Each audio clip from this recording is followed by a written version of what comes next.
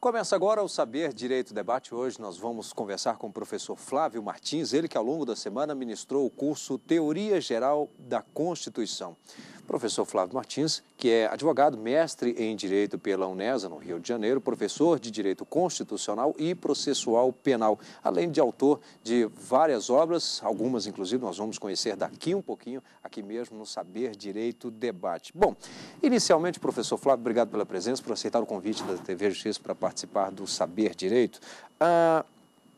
Dizem, e aí é um pensamento de que a Bíblia, na verdade, é o manual do ser humano. E a Constituição de um país é o manual daquele cidadão que pertence àquele país. Bom, em algumas situações nem necessariamente que pertence, mas que pelo menos vive naquele país. É mais ou menos essa visão mesmo?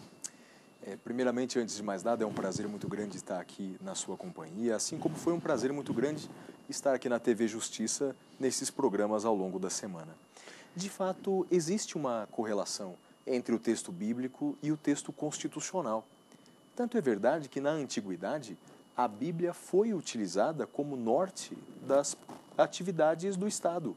Então, quer dizer, de fato, o texto bíblico era o limite do administrador, assim como é hoje a Constituição. Então, de fato, a Constituição, ela não é só aplicada ao cidadão. A Constituição, ela nasce desde o século XVIII, principalmente para limitar os poderes do Estado.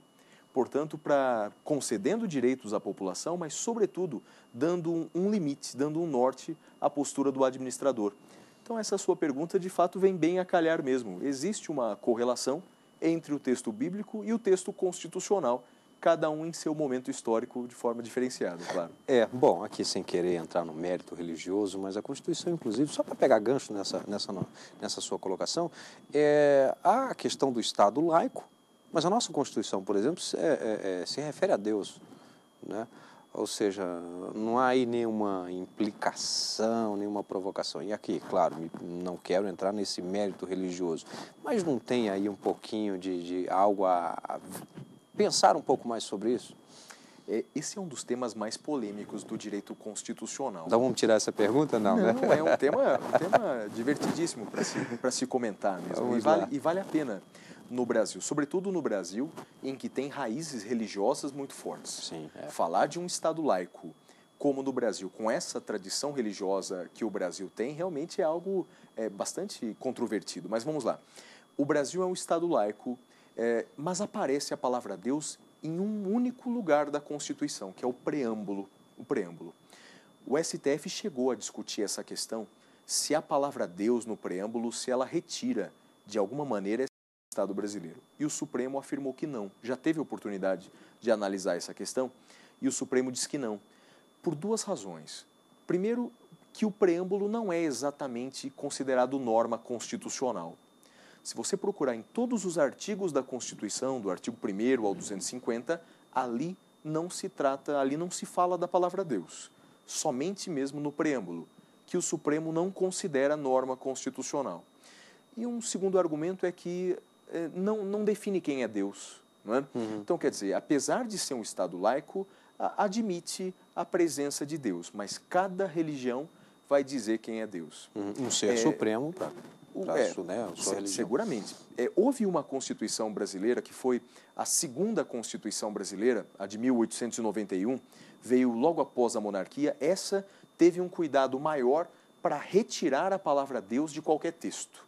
Até para provar mesmo a ruptura entre o Estado católico, que era o Estado confessional da época da monarquia, para mostrar a diferença na nova república, aí tiraram a palavra Deus. Depois que a polêmica abaixou, depois de alguns séculos, então a Constituição brasileira, no seu preâmbulo, fala de Deus, mas no seu texto constitucional em nenhum momento tende a essa ou aquela religião. Uhum. Agora, ainda falando dessa antiguidade, há muitas constituições, não necessariamente mais aqui o caso da nossa, mas muitas que ainda seguem algumas normas que advêm da Bíblia, né? Não, seguramente, o direito brasileiro, inclusive, ele também, não há como fechar os olhos para essa realidade, não é? E o direito brasileiro também tem sua influência. É claro que há outras constituições, que não a brasileira, que aí já tem uma influência da religião mais forte. Ainda existem no mundo alguns estados que são regidos por um chamado sistema que no direito constitucional chamamos de sistema da confusão. Existe uma confusão entre a religião e o Estado, não é? Em que o líder religioso é também o líder do Estado, é o líder político. Não é? Um Estado menos rigoroso que esse é o Estado confessional, e ainda há alguns países, né, como a Argentina e alguns outros estados, que prevêem uma religião oficial no texto constitucional.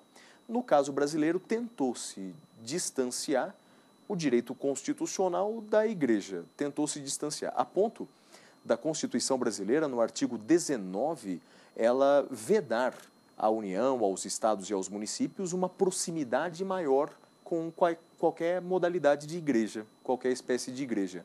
É vedada a subvenção, assim como é vedada também aquela atividade contrária às igrejas. Então, a Constituição brasileira tentou se distanciar bastante do direito canônico, da igreja, mas não há dúvida que há algumas relações, como, por exemplo, a validade jurídica do casamento religioso. Existe uma relação ainda, que é uma relação secular, que não é possível fechar os olhos para isso. Esse caso, por exemplo, essa toda polêmica vem de tradições e tradições voltadas à religião, por exemplo, o casamento, né, com pessoas do mesmo sexo, enfim, uma série de outras situações em que remetem, o aborto, por exemplo, e aí vão remetendo justamente a tradições, como eu disse, tradições essas que vêm já agregadas à questão da religião. Então, por total, não há de se falar em um afastamento, né? Indiretamente acaba tendo uma influência. Não tem como. Veja um exemplo que no Brasil é muito forte. A presença dos crucifixos nas repartições públicas. Não é? No judiciário, por exemplo, nós encontramos crucifixos em inúmeros fóruns, até mesmo no Supremo Tribunal Federal. Essa é uma realidade. Os feriados católicos, não é? Ainda existem, ou então os feriados cristãos, como o Natal, por exemplo. Não é? É difícil dissociar, dizer que a Constituição brasileira é uma Constituição laica e há uma ruptura total entre Estado e Igreja, Estado e religião, é algo que não pode se fazer. Não é? O direito, ele regula a vida em sociedade, ele regula a sociedade atual. E a sociedade atual é fruto dessa cultura secular, que envolve, de certa forma, a religião que o Brasil professou até hoje. Bem, nós vamos fazer aqui um rápido intervalo, em seguida estaremos de volta, eu e o professor Flávio Martins, com o Saber Direito Debate. Até já. Estamos de volta com o Saber Direito e Debate, hoje conversando com o professor Flávio Martins, ele que ao longo da semana ministrou o curso Teoria Geral da Constituição, tendo como aula número 1, Constitucionalismo e Neoconstitucionalismo. 2, Contribuição, Elementos e Conceitos. A terceira aula foi sobre a Constituição, Estrutura e Princípios. A quarta aula, Espécies de Constituição. E a quinta aula, Rigidez Constitucional. Aliás, pegando aí esses dois últimos temas, espécie de Constituição e também a rigidez constitucional, bom, olhando, é uma Constituição, mas existe, assim, não necessariamente um tipo de Constituição como a nossa, existem vários tipos de Constituição, não é isso? Exatamente. Nos bancos universitários ou na preparação para concursos públicos é comum o candidato ou o acadêmico, o estudante de maneira geral, estudar mais de 20 classificações das constituições. É claro que olhando para prismas diferentes, não é? Olhando então para características diferentes, a gente pode conceituar a Constituição de várias maneiras. Não é? Uma dessas maneiras é a rigidez, ou seja, o grau de dificuldade, ou maior ou menor, de se alterar aquela Constituição. No caso da Constituição brasileira, ela é chamada de Constituição rígida, porque o seu procedimento é de mais rigorosa alteração. Então, é mais difícil alterar a Constituição. É o procedimento para rigidez. O procedimento para alterar é diferente. Imaginemos o seguinte exemplo. Para mudarmos hoje o nosso Código Penal, que indubitavelmente é uma lei importante, não é?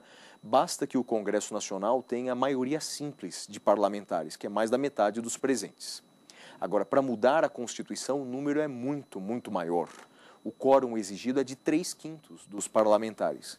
Isso é uma pequena demonstração, há muitas outras, mas é uma pequena demonstração dessa nossa rigidez constitucional. De fato, mudar a Constituição é bem mais difícil que mudar as outras leis. Falar em mudar, qual a perspectiva, qual a possibilidade de uma mudança, ou uma reformulação mesmo na nossa Constituição? Se fala nisso? Vamos lá. Há essa necessidade também? Você, ao fazer essa pergunta para um constitucionalista, nós constitucionalistas temos muito receio de mudanças constitucionais grandes num curto espaço de tempo. Analisemos aí numa perspectiva internacional.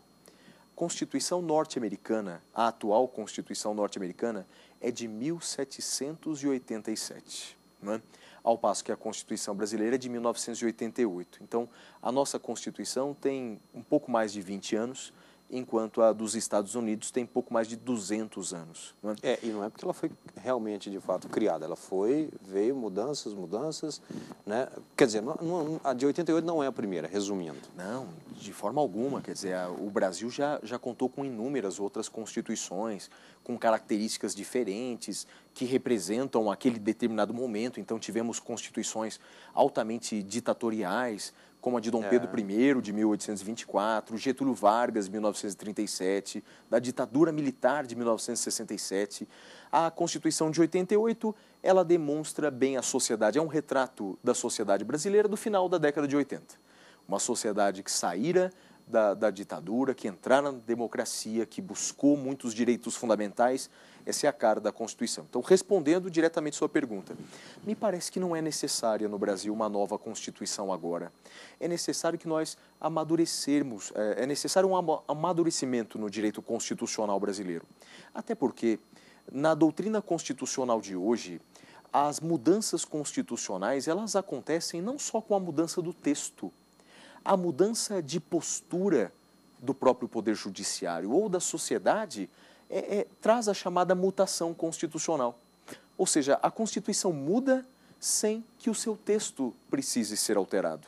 Então, me parece que não é conveniente, pelo menos no meu entender, que haja uma nova Constituição brasileira. Me parece que a Constituição de 88 responde bem às principais expectativas da sociedade brasileira.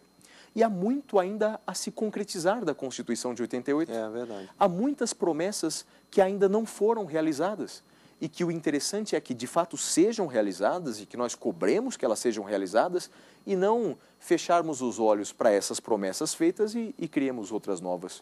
Então, eu creio que seria mais interessante buscarmos a eficácia da Constituição de 88. Agora, muita coisa que ainda não está assim, regulamentada, né? Ainda faltam algumas coisas. Agora, você cita, e eu acho muito interessante essa questão da Constituição dos Estados Unidos pelo tempo. Agora, eu queria que você comentasse um pouquinho em relação a essa abrangência da Constituição dos Estados Unidos, que ela não tem esse volume tão complexo como é a Constituição nossa de 88, né? Mas funciona. Exatamente. Numa dessas mais de 20 classificações que eu lhe apontei, uma delas é exatamente quanto à dimensão da Constituição. E nessa classificação nós dizemos que a Constituição norte-americana é sintética, resumida, concisa, e a nossa é analítica por conta dessa grande extensão. Na verdade, isso se dá não só por uma vontade do legislador, queremos fazer uma Constituição maior ou menor, é por conta do direito mesmo de cada país, que é bem diferente. O direito brasileiro, ele tem um sistema que é chamado por nós, no aspecto jurídico, do sistema romano-germânico. Ou seja, para nós no Brasil, a principal fonte do direito sempre foi e é a lei. Então, a lei para nós ela tem uma importância maior do que os costumes, do que a jurisprudência. Isso já não acontece nos Estados Unidos. Nos Estados Unidos, a lei tem uma importância muito grande, mas ao lado da lei, a jurisprudência tem uma importância tão grande quanto. A interpretação. Então, quando, por exemplo, nós falamos que o direito constitucional norte-americano se resume à Constituição, não é verdade. Os norte-americanos, eles estudam, por exemplo, na universidade, enquanto no Brasil, o estudante que estuda direito constitucional, ele estuda 90% o texto constitucional e 10% as decisões do STF acerca dele, nos Estados Unidos eu diria para você que é o oposto. 10% se analisa o texto constitucional, mas 90% o que julga a Suprema Corte americana. Então, as decisões da Suprema Corte americana têm uma força tão grande, que aquilo faz parte do direito constitucional. Então, são sistemas diferentes de direito. E por isso, então, interfere no tamanho da Constituição de cada país. Mas isso não quer dizer que o nosso seja pior ou melhor. Não há dúvida. Né? São diferentes, E funcionam da mesma maneira. Mas o que eu lhe digo é uma coisa para os nossos netos, para os nossos filhos analisarem. Esses dois sistemas estão se aproximando. Ou seja, cada vez mais nos Estados Unidos, na Inglaterra, está se legislando cada vez mais, ou seja, eles estão dando um prestígio maior à lei, assim como também no Brasil, nós estamos dando um prestígio cada vez maior às decisões judiciais. Tanto que há decisões do STF que são vinculantes, que são de cumprimento obrigatório. Mas isso nossos netos verão o futuro. Tá certo.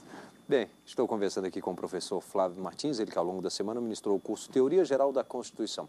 Nós vamos a mais um rápido intervalo e em seguida estaremos de volta. Até já. Estamos de volta com o Saber Direito Debate, hoje conversando com o professor Flávio Martins, ele que ao longo da semana ministrou o curso Teoria Geral da Constituição, tendo como aula número 1, Constitucionalismo e Neoconstitucionalismo. Aula 2, Constituição, Elementos e Conceitos. 3, Constituição, Estrutura e Princípios. A quarta aula, Espécies de Constituição e a quinta e última aula, Rigidez Constitucional. Bem, professor, quando se fala em Constituição, nós temos aí uma norma geral, suprema, né, que abaixo dela estarão as outras, inclusive as constituições estaduais, né, entre outras normas. Mas a Constituição também, digamos que ela está ali suprema, mas ela tem que conversar com o direito internacional, não é? Exatamente. Essa é uma das grandes novidades no Brasil, não é? Antigamente, o direito internacional, ele quase que não era visto como um ramo do direito. Raras eram as universidades que tinham direito internacional dentre os seus currículos, não é? Muitas vezes se analisava o direito internacional como o direito estrangeiro, o direito do outro, mas isso vem mudando e a Constituição de 88 contribui muito para isso, não é? Os tratados internacionais, eles ingressam no direito brasileiro. Então, há certos tratados internacionais que, segundo a Constituição, têm status constitucional. Por exemplo, a Convenção Internacional dos Portadores de Deficiência, que trata dos direitos dos portadores de deficiência, ingressou no direito brasileiro com status constitucional, ou seja, tem o mesmo peso de uma norma constitucional. Então, fechar os olhos para o direito internacional é algo impossível nos dias de hoje. Ou os tratados internacionais que definem direitos humanos ingressam com um status acima da lei, supralegal, essa é a posição do Supremo, ou ingressam com status constitucional. Ou seja, é impossível olhar o Brasil, o direito brasileiro, de forma isolada do contexto no qual nós vivemos. O Brasil, de certa forma, ele faz parte desse conjunto e a norma brasileira deve estar compatível com essa norma de direitos internacionais. Agora aquela pergunta que volta e meia é feita, quem manda mais nesses casos, a Constituição brasileira ou o Tratado Internacional? Ou aí é caso a caso? A jurisprudência do STF ainda vem prestigiando a Constituição brasileira. Então, quando indagado... é o guardião. Exatamente, até porque é o guardião da Constituição, não é? Mas quando indagado sobre a hierarquia entre tratados internacionais e a Constituição brasileira, sempre o STF se posicionou pela supremacia da Constituição. E os tratados internacionais, até mesmo os tratados internacionais sobre direitos humanos, eles estão abaixo da Constituição e devem ser compatíveis com o texto constitucional. Esse é o presente. Eu não sei lhe dizer se esse é o futuro. Talvez o futuro, pelo que eu tenho vislumbrado em países da América Latina, talvez o futuro é que haja uma preponderância do direito internacional, de regras internacionais. Tenho visto em alguns de nossos vizinhos a aplicação de regras internacionais em detrimento de regras nacionais. É por isso, por exemplo, que nós encontramos os militares reformados daquelas ditaduras existentes em países vizinhos, vemos esses militares sendo julgados hoje, não é? Isso porque as regras internacionais têm prevalecido sobre o direito interno. Não é a realidade brasileira, já que é o Supremo quem, comandando a Constituição, o guardião da Constituição, tem proferido decisões no sentido de que a Constituição prevalece. Mas o futuro, de fato, temos que aguardar o que vai acontecer. De forma mais simples, são os casos internos, como, por exemplo, as constituições estaduais, que não podem sobrepor à Constituição Federal, né? Exatamente, de forma alguma. Tanto que o artigo 25 da Constituição Federal diz que os estados, no momento de elaborarem suas constituições, devem obedecer os ditames, os princípios da Constituição Federal. Caso haja uma transgressão dessa regra, a norma da Constituição Estadual será declarada inválida e inconstitucional. E acontece muito, né? É muito comum, não é? Porque imagine, o Brasil tem 26 estados, mais o Distrito Federal, e eu digo mais, municípios então. São mais de 5.000 municípios que nós temos no Brasil.